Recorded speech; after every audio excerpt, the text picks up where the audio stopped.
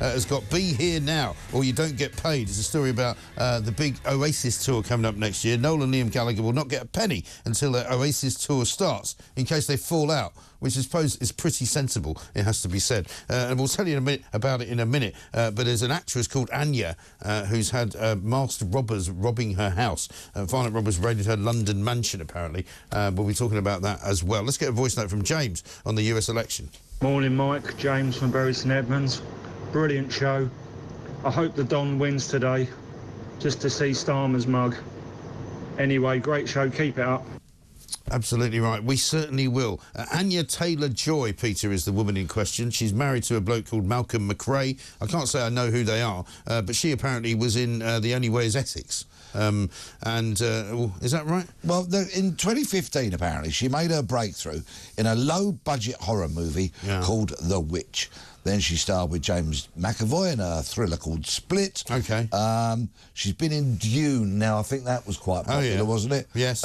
She's been in Peaky Blinders as well. Yeah, and the Mad Max prequel, Furiosa. OK. So she's got quite a bit on her So CV. the reason the story is a big story is because she's yet another relatively famous person who's had the terrifying experience of having her mansion burgled while she and her husband were actually inside it. Because we had Ben Stokes last week. He was away playing cricket in Pakistan. His wife and kids were at home up in the northeast. They got raided. I mean, this is a very common occurrence now, isn't it? I'm afraid it is. This story of this burglary dates back to February 2023. And another sign of just how appalling the state of our criminal justice system is that the trial, because one man's been arrested for it, another man's wanted, will not take place until September next year. Right. That's 2.5 years after the burglary. And there's nothing worse. I mean, I know so many people that have had this problem in terms of being... I mean, I haven't had it, thankfully, for a while. But I remember when I was living in America, I had my office broken into 3 times in a week. And it's very unsettling. And you just get to the point where you go, well, is anywhere safe? And when people have their homes broken into, it can be a crime that is so invasive that some people simply never recover from it. No, and they have to move away, don't they? Yeah, absolutely. Sometimes vast distances just because of the trauma of it. And I'm afraid we are living in such an increasingly lawless country where the police have abandoned patrolling the streets because all they do now is, generally speaking, go from one 999 call to another. So they're not patrolling like we did back in my day. I know policing's changed. I know that but it's changed for the worst. It has. It's changed for the worst. And all those highly educated police officers who turn their noses up at the concept of patrol and people having their dedicated beat and what have you, actually could learn some very good lessons from the past. It's what the public want.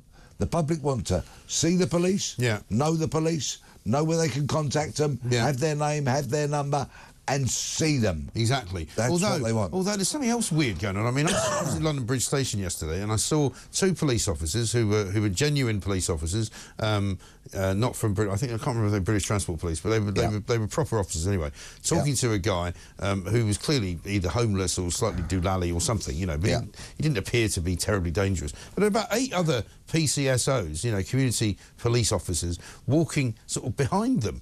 And I thought, why do you need to have 9 or 10 people to surround one guy? And they're all putting their little blue gloves on, you know, in case they're to touch him. And I just thought to myself, you know, that's all a bit over the top, isn't it? Well, unfortunately now, police, I think, are so conscious of their every word and deed being filmed and put out there on social media. Yet, of course, they wear body-worn videos. So it doesn't kind of... I don't understand their reluctance about being filmed. If they're wearing a body-worn video, you know, being filmed is a good thing. It's there. It's there to They're also filming us, right? Yeah. Of course, social media films will be clipped so that the police get painted in a bad light. Right. But if they've got body-worn video that contradicts that, you know, where's the problem? Right. Anyway, I think the police and their current restraint techniques are very, very difficult for officers because they're afraid to use force. They are actually afraid to be as robust as they should be.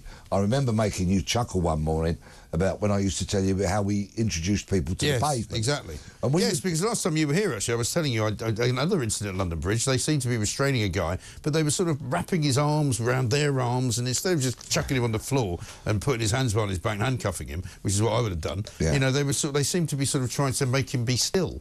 You see, placing people face down now in the light of George Floyd and all of those kind of things is pretty much frowned upon. Right. Pressure points, we used to use pressure points. Right. We were trained in how to put somebody's arm up their back properly, to use other points of pressure. Excruciatingly painful. Would tend to make people comply when you could apply that pressure point. These all seem to be missing from policing now. And consequently, it's taken a lot more officers to restrain one person.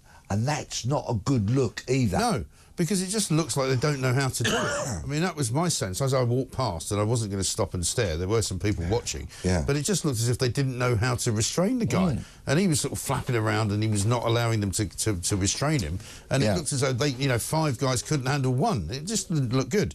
Let's talk about Ed Miliband, because he's got his 2030 clean power targets. Piece of the Sun today, basically saying people will have to restrict when they boil the kettle to help hit the targets for Ed Miliband in 2030. So we know what's coming down from Comrade Miliband and his obsession with all of this. What will happen is, undoubtedly, there will be a directive soon that says you can't boil your kettle between 6 a.m.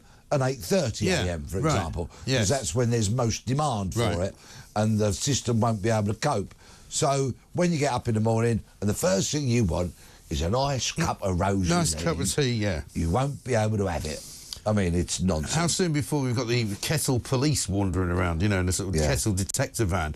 They used to always say, didn't they, the highest, probably not true anymore, but the highest point of kettle boiling was half-time in the FA Cup. Because there's so many millions of people watching it, suddenly go and make a cup of tea. And there'd be a surge. But this kind of thing is what we're going to see more and more of, isn't it? Because as we move towards what they call sustainable energy, we're going to get more blackouts, apparently. Undoubtedly, but as they rely on wind farms and such like, and solar panels, which of course are dependent largely upon the weather and the sun, and battery storage is not what it should be, and carbon capture and the such like, where the technology simply hasn't developed like it should have done. What are we going to be left with? An inefficient, unreliable power system? That would be catastrophic. Hopeless, absolutely hopeless. Interesting one on the front of the Times, in which it says that a parcel which was found, an incendiary device actually, which was found to be sitting in a British and German warehouse, were dress rehearsals for a Russian plot to attack a transatlantic flight. This is according to authorities in Poland. They say, disguised as electric massage machines from Lithuania, the packages allegedly contained a highly flammable magnesium-based substance which would have burnt fiercely enough to bring down an aeroplane. It's a bit worrying, isn't it? Well, this comes in the light of a very credible documentary series on one of the streaming services about Lockerbie. And of course we're old enough to remember that dreadful, dreadful tragedy. And it's vitally important that the security on airlines is sufficient to kind of prevent this sort of thing. Yes, I think Russia is a very toxic regime. I think Vladimir Putin is an absolute autocrat and a very, very dangerous kind of person. We know how ruthless he's been in taking out enemies around the globe, wherever they have been. So it is not beyond the comprehension, certainly of myself, to think that Russia might plot to bring down a plane. Well done for this being discovered, to those who are responsible for discovering it. And please, if you get held in security a little bit when you get on an aeroplane, don't have a moan. Don't give those security staff a hard time. They're working long hours. They're not paid very much money, and they're there to keep us all safe. Exactly right. It's a pity they have to do it, but they do have to do it, and so you have to put up with it, I'm afraid. If it means you have to get there a bit earlier, then you would. There we are. Now, how about this one? I know you're a veteran of these matters, so I figured I would seek your guidance, because it says here in the Daily Mail, unmarried people are up to 80% more likely to have depressive symptoms than those who are married, analysis suggests. So the secret to a happy life is to be married, Peter. Now, you've been married a lot of years, haven't you? There is a smile across my face. There is. I can see it. Next Wednesday will be the 30th anniversary of me and Sarah meeting. Brilliant. We met on the 13th of November. Right. It's so sweet that you remember that as well and you commemorate it. Yeah, and we're going out for dinner. So I booked the restaurant last night. Okay. And I completely and utterly agree with his story. I could not be happier, and everything in my life which is joyous if you follow the DNA trail of it, it leads all the way back to my wife. Yes. Even if it's me going to football without my wife and with my mates, okay, I'm there because my wife likes me to have my interests and spend time with my mates. Right. So she might not be involved in it, but it's directly traceable back to her. She's happy for me to go off and do And I'm that. going to just get serious for a moment, because we hear all the time about Gen Z who don't like to go out, they don't like to use the phone, they don't like to meet people, they don't like to talk to people, they sit sort of, you know, on dating apps trying to find, you know, Mr. and Mrs. Right, and failing miserably, and they're all, none of them want to have kids. So they're destined to a life of depression by the looks of it. Not surprising. It's a complete recipe for being gloomy and miserable. Get out to the pub, meet somebody, get married, you'll be happy. And you know what? At least for a while. I mean, I was happy for a while. You know, wasn't happy after that. Well, she was more unhappy than I was. Anyway, we won't get into that. But but just get on with it, you know. Give it a go. If you are fortunate enough to meet somebody in life who is the perfect life partner, like I've met, and please don't think it's all been a bed of roses. There's been bumps in the road. I can be a difficult blighter. Really? You know, so there have been bumps in the road. But my wife is wonderful. It's why I'm so happy, and our kids have been raised so brilliantly. Fantastic. Peter Bleksley, what a guy. Ladies and gentlemen, that's why he's here.